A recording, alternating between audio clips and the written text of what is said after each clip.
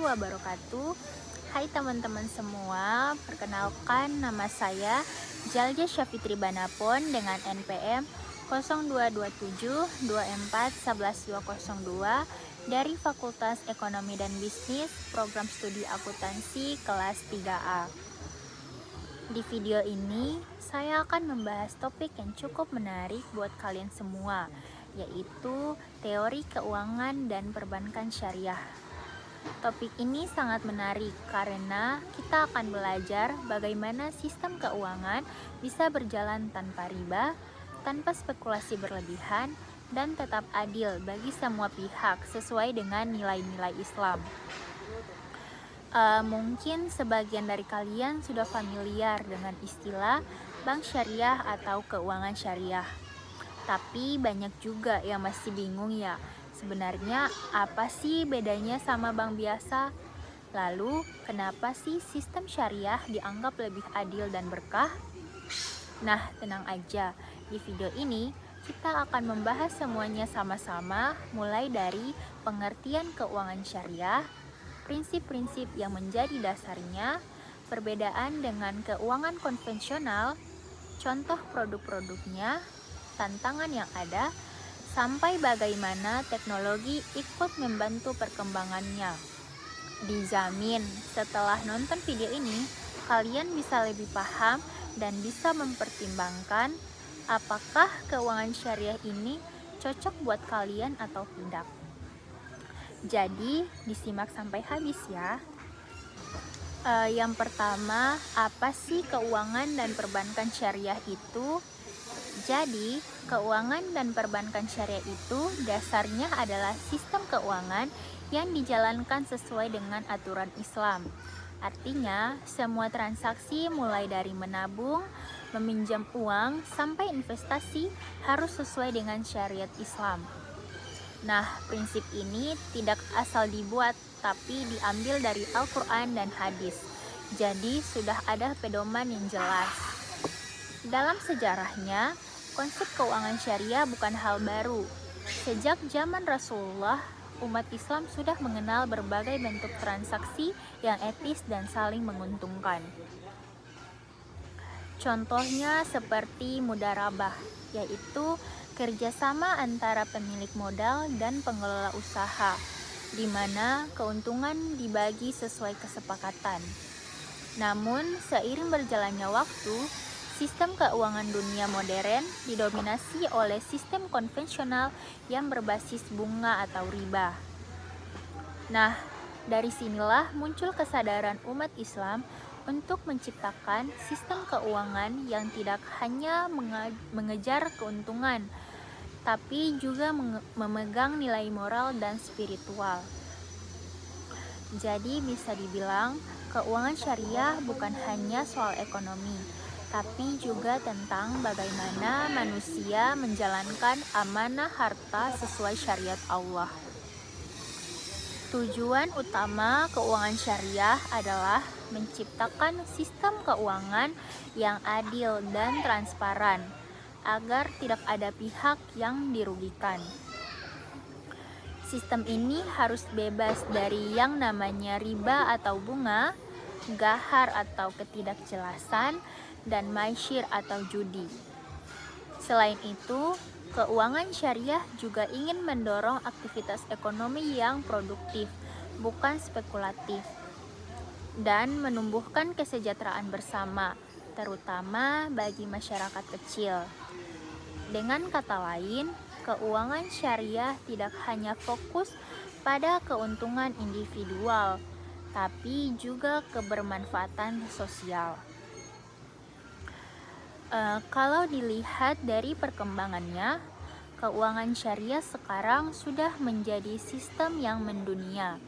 Negara-negara seperti Malaysia, Arab Saudi, Uni Emirat Arab, bahkan Inggris sudah memiliki lembaga keuangan syariah yang besar dan berpengaruh. Ini menunjukkan kalau keuangan syariah semakin diterima dan diakui sebagai alternatif yang bagus dan berkelanjutan. Di Indonesia sendiri, Perkembangan keuangan syariah sangat pesat. Berdirinya Bank Muamalat Indonesia pada tahun 1991 sebagai bank syariah pertama di Indonesia menjadi momen penting.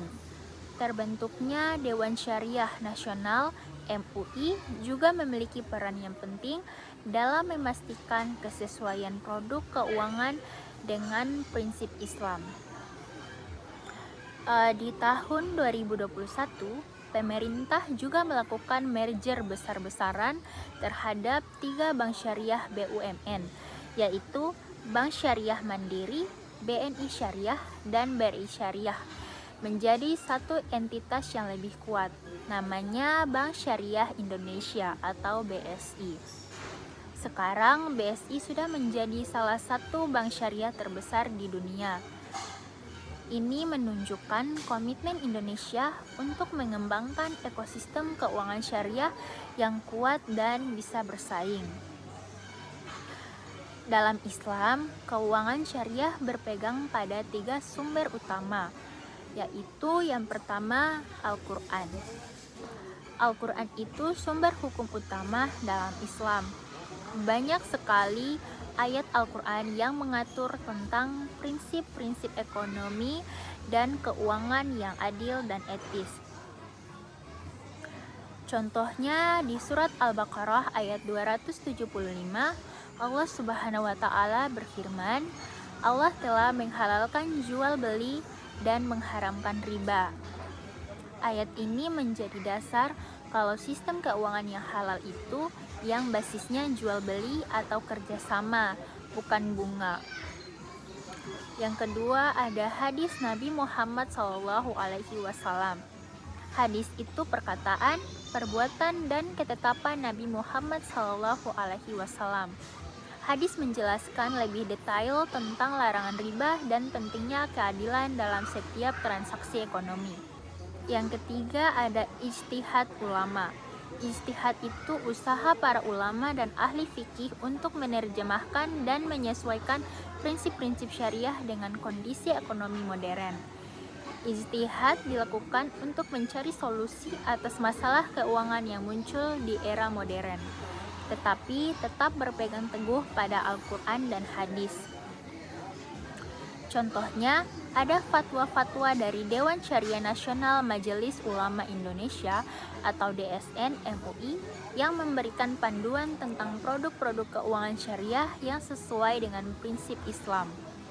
Jadi, sistem keuangan syariah ini bukan sekedar ide ekonomi baru, tapi bagian dari implementasi ajaran Islam dalam bidang muamalah atau hubungan sosial dan ekonomi. Ada 3 prinsip dasar keuangan syariah yang wajib kita tahu. Yang pertama ada larangan riba. Riba ini istilah yang sering sekali kita dengar kalau membicarakan keuangan syariah. Secara sederhana, riba itu bunga atau biaya tambahan yang dibebankan kepada orang yang meminjam uang. Dalam pandangan Islam, riba itu dilarang karena dianggap tidak adil dan merugikan pihak lainnya. Karena orang yang meminjamkan uang sudah pasti dapat keuntungan, sementara yang meminjam uang bisa saja rugi, bahkan makin berat karena harus membayar bunga. Ini yang membuat tidak seimbang dalam transaksi keuangan. Dalam sistem syariah, bunga diganti dengan sistem bagi hasil, yang dimana kalau bisnisnya untung, maka kedua pihak tersebut mendapat keuntungan. Selain itu, sistem riba juga membuat ekonomi tidak stabil, karena uang berputar tanpa kegiatan produktif yang benar-benar ada. Dalam keuangan syariah, keuntungan hanya boleh didapat melalui aktivitas yang halal dan produktif, seperti jual beli, investasi, atau kerjasama usaha. Oleh karena itu, bank syariah tidak memakai bunga, tapi menggantinya dengan bagi hasil atau nisbah. Contohnya misalnya kalau teman-teman ingin beli rumah, kalau lewat bank konvensional, teman-teman akan dapat pinjaman yang ada bunganya. Tapi kalau di bank syariah, teman-teman bisa pakai akad murabaha. Di akad ini, bank akan membeli dulu rumahnya, lalu dijual lagi ke teman-teman dengan harga yang lebih tinggi. Nah, selisih harganya ini bukan bunga, tetapi keuntungan bank karena sudah melakukan jual beli yang sah secara syariah. Yang kedua ada larangan gahar. Larangan gahar itu artinya ketidakjelasan atau ketidakpastian dalam transaksi. Jadi, kalau kamu beli, jual, atau membuat perjanjian, tapi ada hal penting yang gak jelas seperti barangnya belum pasti ada, harganya gak jelas, dan waktunya tidak ditentukan, itu semua termasuk gahar. Dalam sistem syariah, semua transaksi harus jelas barangnya, harganya, waktu penyerahannya, dan syarat-syarat lainnya, supaya tidak ada pihak yang merasa tertipu atau dirugikan. Contohnya, kamu beli baju di toko online, tapi di deskripsinya hanya bajunya bagus, tidak ada info tentang bahan, ukuran, warna, atau detail yang lainnya. Pas barangnya datang, ternyata bahannya tidak bagus dan ukurannya tidak pas. Ini gahar karena ada ketidakjelasan tentang spesifikasi barang yang dibeli. Yang ketiga ada larangan maisyir. Maisyir itu artinya perjudian. Islam melarang maisyir karena dianggap tidak adil dan merugikan salah satu pihak. Dalam perjudian, ada satu pihak yang dapat untung besar, sementara pihak lain rugi, padahal tidak salah apa-apa. Maisyir juga membuat orang ketagihan sehingga malas kerja. Dalam Al-Quran, Allah Subhanahu wa Ta'ala sudah menyebutkan kalau maisyir itu perbuatan setan yang bisa bikin orang lupa sama kerja keras dan ibadah.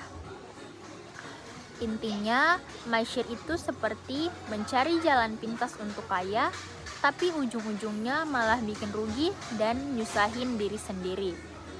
Islam itu pengen rezeki yang kita dapat dari usaha nyata, kerja keras, dan kejujuran, bukan dari untung-untungan.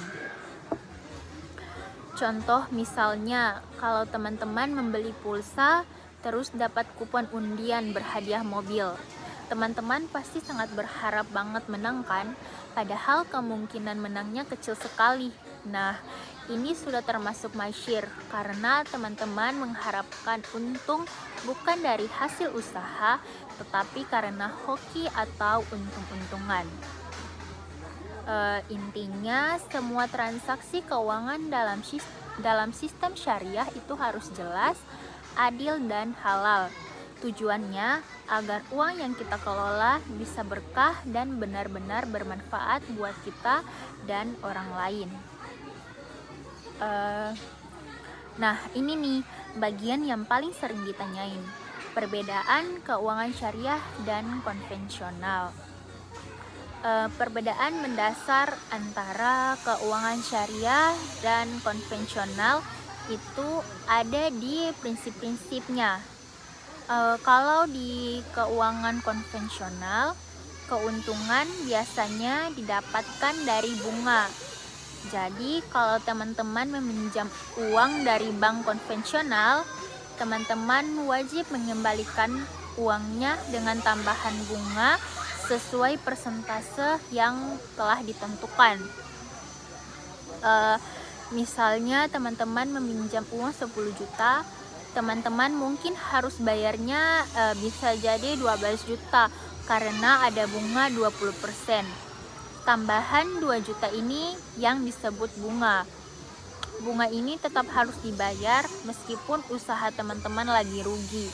Jadi, yang meminjam uang yang menanggung semua resiko, sementara bank tetap untung. Sementara kalau di keuangan syariah, sistemnya bukan bunga tapi bagi hasil. Bank dan nasabah sama-sama ambil resiko dan sama-sama dapat keuntungan sesuai kesepakatan. Misalnya teman-teman bekerja sama dengan bank syariah buat buka usaha. Kalau usahanya untung, Keuntungannya dibagi dua sesuai perjanjian. Misalnya 60% buat kalian, 40% buat bank. Tapi kalau usahanya rugi, kerugiannya juga ditanggung bersama sesuai porsinya masing-masing. Sistem ini dianggap lebih adil dan berkelanjutan karena semua pihak ikut tanggung jawab atas usaha yang dijalankan, bukan cuma satu pihak saja yang menanggung resiko. Selain beda di sistem keuntungannya, ada juga perbedaan lain antara keuangan syariah dan konvensional.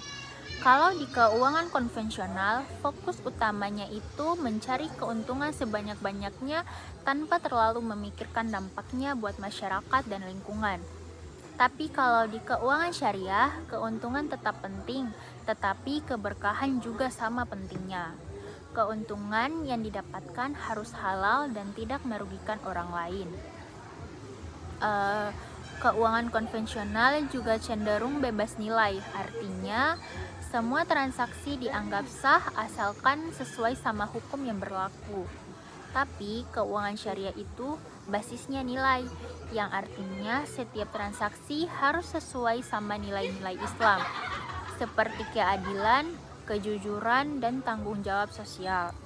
Keuangan konvensional juga cenderung individualistis, yang artinya setiap orang bebas mencari keuntungannya sendiri-sendiri. Tapi keuangan syariah itu lebih kolektif, yang artinya semua pihak harus saling membantu dan bekerja sama untuk mencapai kesejahteraan bersama. Sekarang kita bahas instrumen keuangan syariah yang sering digunakan. Ada beberapa instrumen utama yang sering digunakan di keuangan syariah. Yang pertama ada mudharabah. Ini adalah akad kerjasama antara pemilik modal atau sahibul ma'al dan pengelola usaha atau mudharib. Di akad ini, pemilik modal menyediakan 100% modal, sementara pengelola usaha hanya menjalankan usahanya saja. Keuntungan yang didapatkan dari usaha itu dibagi sesuai dengan kesepakatan yang sudah ditentukan di awal.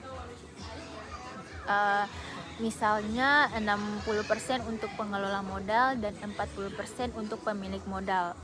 Kalau usahanya rugi, kerugiannya ditanggung sama pemilik modal, terkecuali kalau kerugiannya itu dikarenakan kelalaian dari pengelola modal.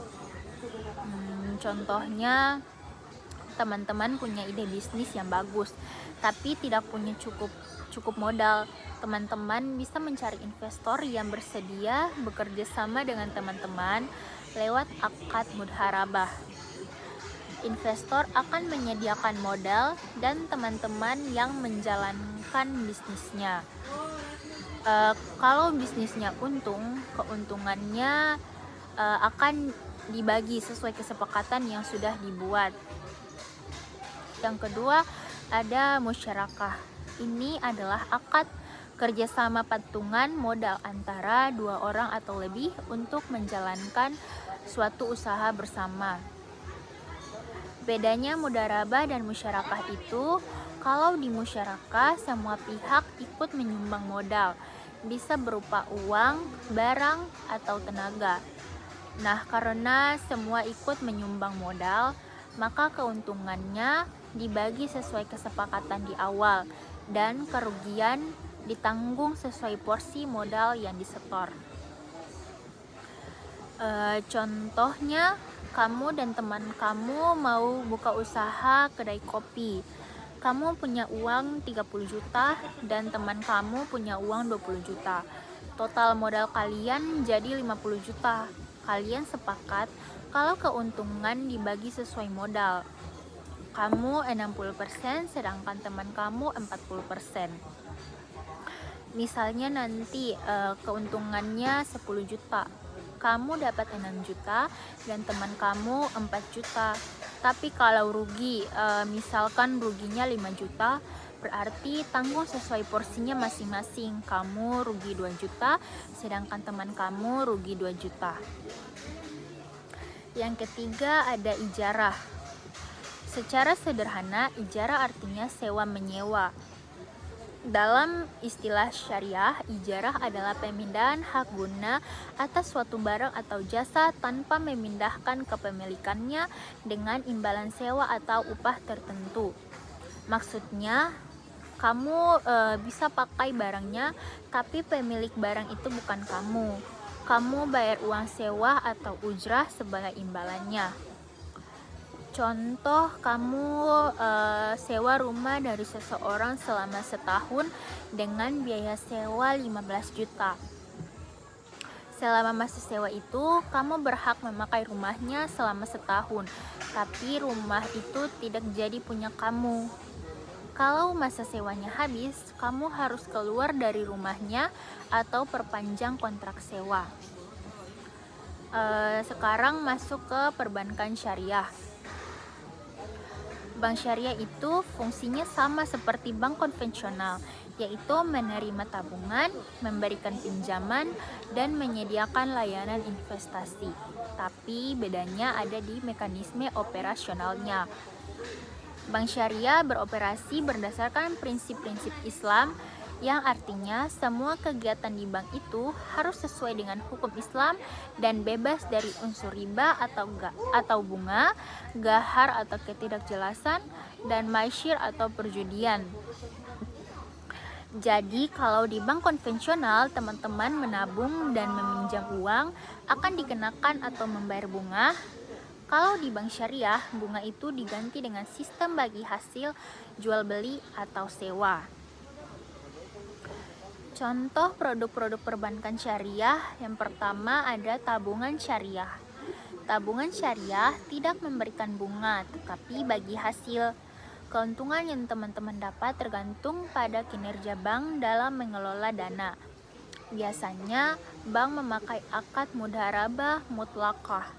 Akad ini, teman-teman sebagai nasabah memberikan modal ke bank dan bank mengelola modal itu untuk investasi yang halal. Keuntungan yang didapatkan dari investasi itu dibagi sesuai kesepakatan. Selain bagi hasil, teman-teman juga bisa dapat keuntungan dari program loyalitas atau hadiah yang diberikan oleh bank. Yang kedua ada giro syariah. Giro syariah itu membuat nasabah bisa melakukan transaksi keuangan sehari-hari tanpa melanggar prinsip-prinsip syariah. Dana yang disimpan di giro syariah tidak dikenakan bunga, tetapi bisa memberikan fasilitas seperti transfer, pembayaran tagihan, dan penarikan tunai. Biasanya giro syariah memakai akad wadiyah yadamanah, di mana bank bertindak sebagai penjaga dana dan menjamin keamanan dana itu. Yang ketiga ada pembiayaan syariah. Ini adalah fasilitas pinjaman dari bank syariah. Bedanya sama pinjaman konvensional, pembiayaan syariah tidak memakai bunga, tetapi diganti sama akad mudharabah atau musyarakah. Prinsipnya, bank bukan sebagai pemberi pinjaman, tetapi sebagai partner bisnis. Keuntungan dari sistem perbankan syariah ini, masyarakat bisa mengelola keuangan mereka sesuai dengan prinsip-prinsip syariah tanpa takut terlibat dalam praktik-praktik yang dilarang dalam agama. Selain itu, bank syariah juga punya Dewan Pengawas Syariah (DBS) yang bertugas untuk memastikan semua kegiatan dan produk bank itu sesuai dengan hukum Islam. Jadi, ada lapisan pengawasan yang ekstra. Tapi teman-teman, meskipun sistemnya bagus dan punya banyak keunggulan, tetap saja ada banyak tantangan yang harus dihadapi.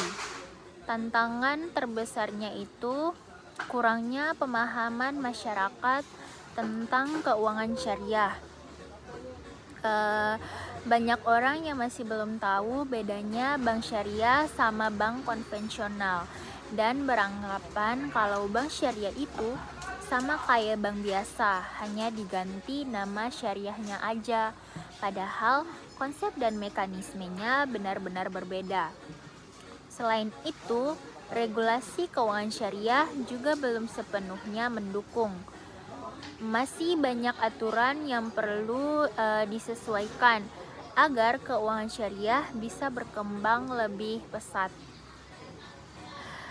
Pemerintah dan lembaga keuangan harus terus berupaya untuk meningkatkan edukasi dan kesadaran tentang keuangan syariah, serta membuat regulasi yang lebih baik.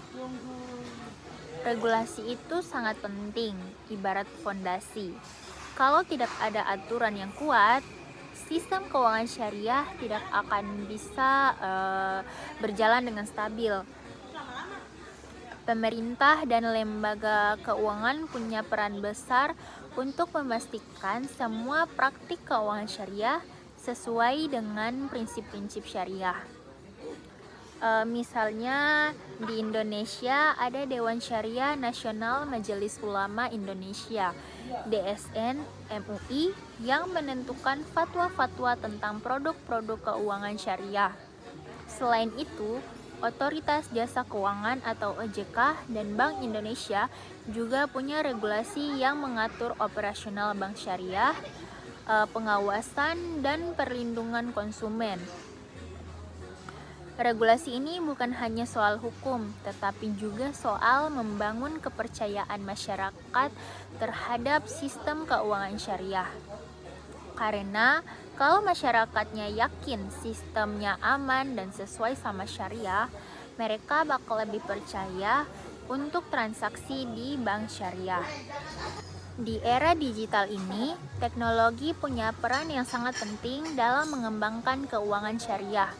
Sekarang ada banyak fintech syariah yang menawarkan solusi inovatif untuk transaksi keuangan yang sesuai dengan syariah. Misalnya aplikasi pembayaran digital yang halal, platform investasi syariah, atau pinjaman online syariah. Dengan adanya fintech syariah, akses ke keuangan syariah jadi lebih mudah dan efisien. Kita bisa melakukan transaksi kapan aja dan di mana aja tanpa harus datang ke bank. Selain itu, fintech syariah juga meningkatkan transparansi dalam layanan keuangan. Biar lebih jelas, kita lihat beberapa studi kasus sukses dari keuangan syariah. Ada banyak sekali studi kasus sukses dari keuangan syariah yang menunjukkan bagaimana sistem ini bisa memberikan dampak positif untuk masyarakat. Banyak lembaga syariah yang berhasil meningkatkan kesejahteraan masyarakat melalui pembiayaan mikro dan investasi sosial. Misalnya, ada bank syariah yang memberikan pinjaman modal tanpa bunga kepada pedagang kecil, atau lembaga zakat yang memberikan bantuan kepada fakir miskin. Contoh-contoh ini menunjukkan bahwa keuangan syariah bukan hanya soal bisnis, tapi juga soal membantu sesama dan membangun ekonomi yang lebih adil. Nah, dari pembahasan tadi bisa disimpulkan bahwa keuangan dan perbankan syariah adalah alternatif yang menarik dan beretika dalam dunia keuangan. Bukan hanya tentang tidak boleh bunga, tapi tentang membangun sistem ekonomi yang adil dan beretika. Kalau kita paham dan menerapkannya dengan benar, bukan hanya dunia bisnis yang untung, tapi juga masyarakat dan lingkungan sekitarnya. Intinya, keuangan syariah ngajarin kita buat cari rezeki dengan cara yang bersih, adil, dan berkah. Kalau kalian suka pembahasan kayak gini, jangan lupa like, comment, and subscribe ya. Aku bakal bahas topik-topik menarik lainnya seputar ekonomi syariah. Terima kasih sudah nonton, sampai ketemu di video berikutnya. Wassalamualaikum warahmatullahi wabarakatuh.